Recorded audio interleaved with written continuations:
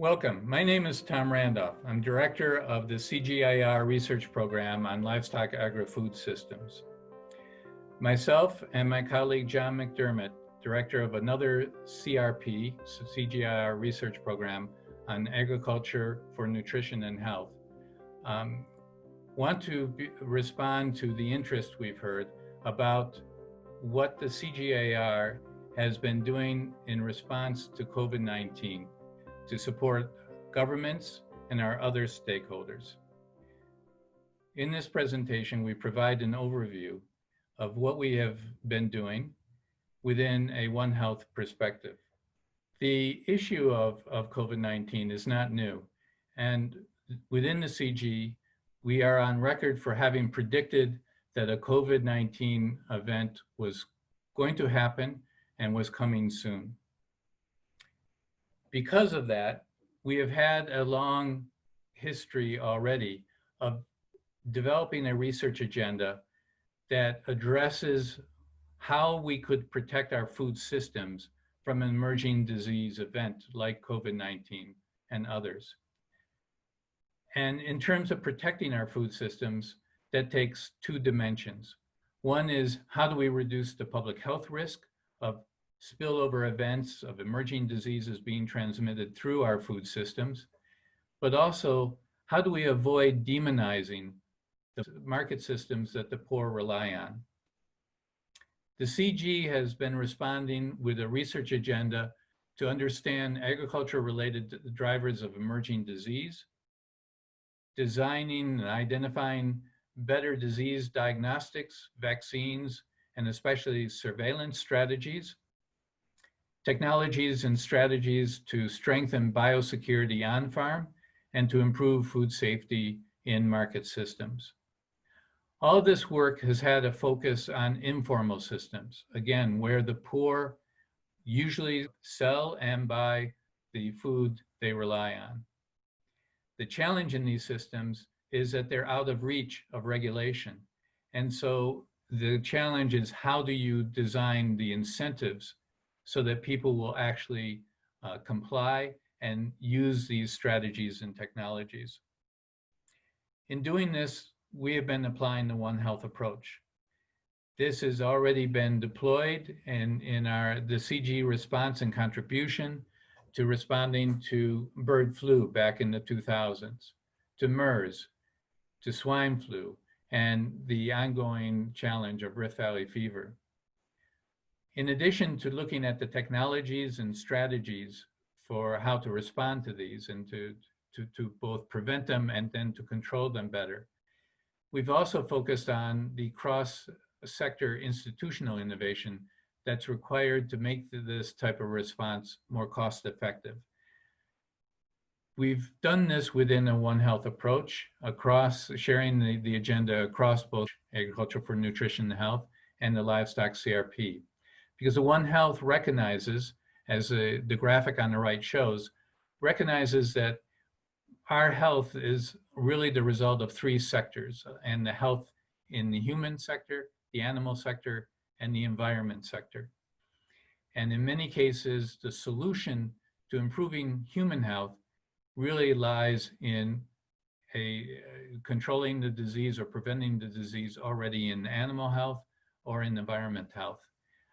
And the CG is uniquely positioned to be able to make the linkages across these three sectors.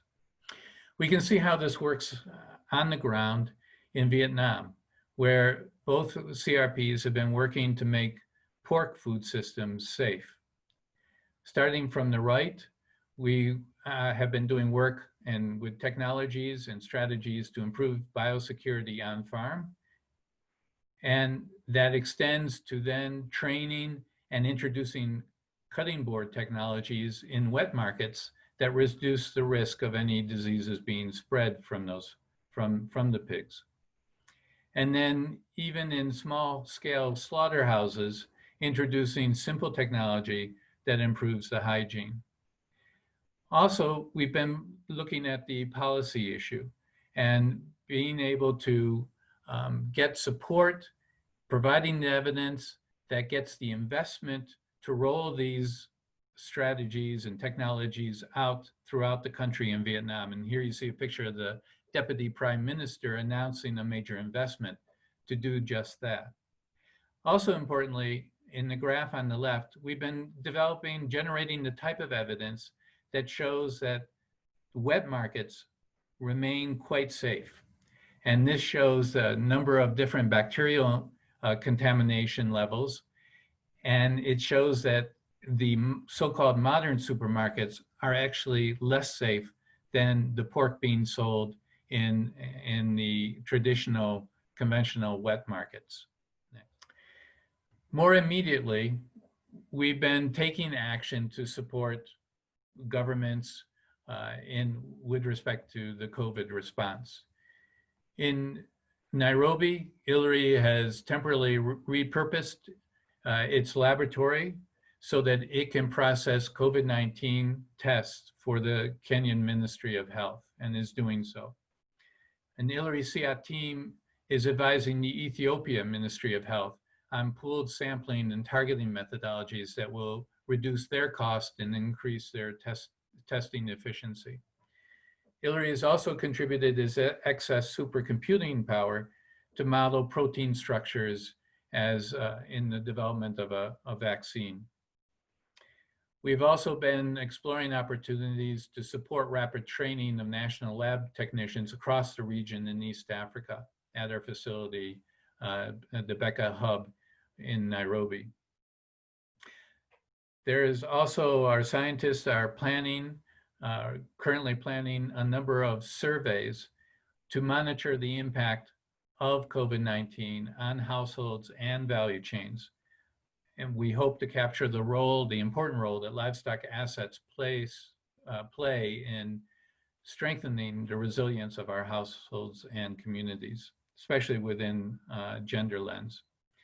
And our researchers have also been directly advising various donors and international partners as members of task force, et cetera, including the WHO.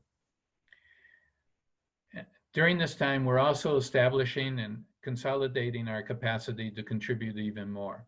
The CGIAR established a hub in Nairobi for antimicrobial resistance, which is an insidious pandemic on horizon.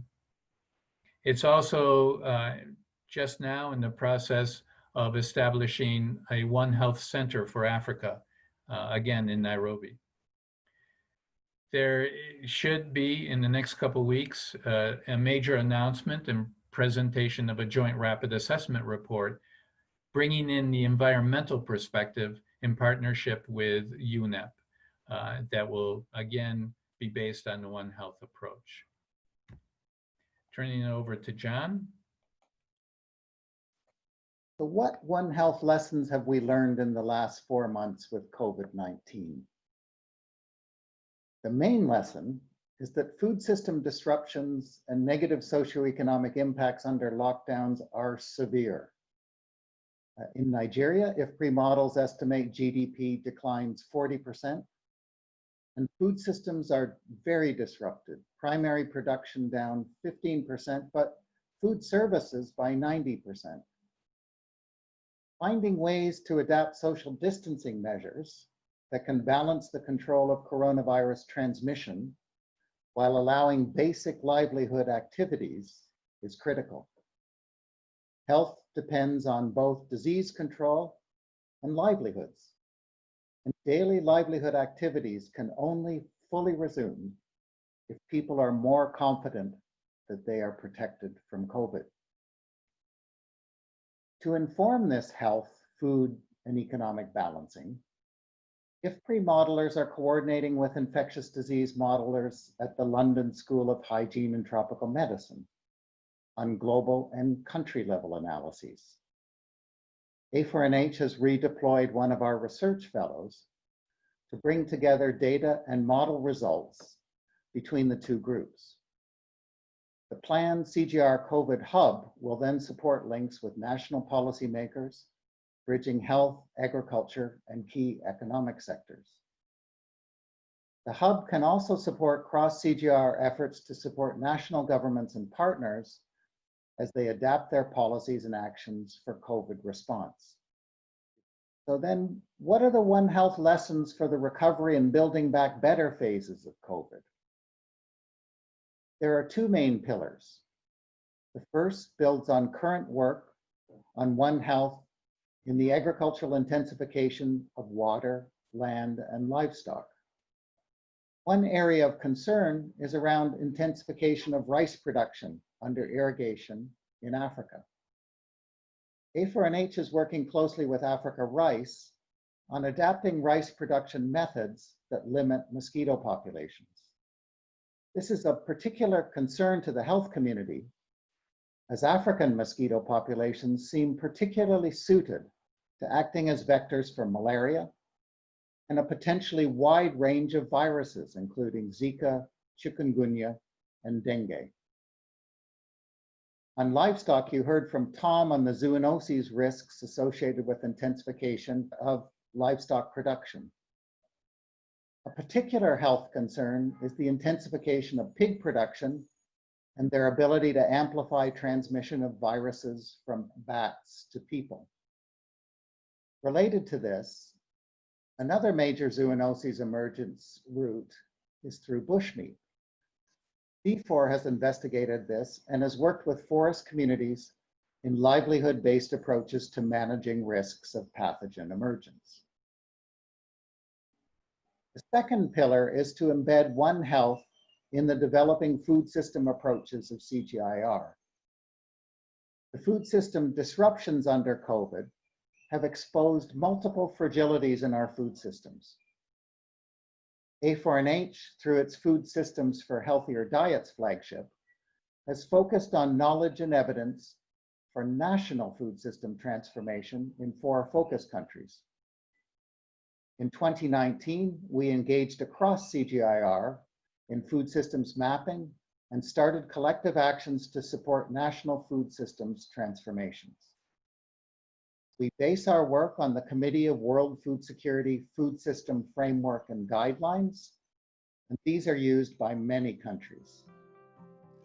Multiple One Health and food system resources are available for use and are provided below. Thank you.